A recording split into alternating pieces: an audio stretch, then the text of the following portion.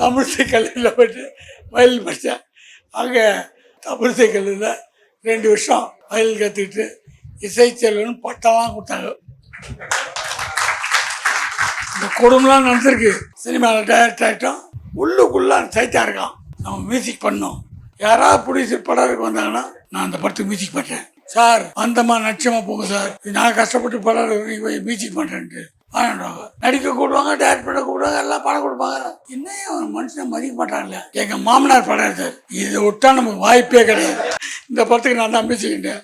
அவர் நீங்கள் பண்ணுங்கன்னு சொல்ல, பண்ணாதீங்கன்னு சொல்ல, பெச்சாப்பட்டார். அந்த படம் தான் நெத்தி அடி.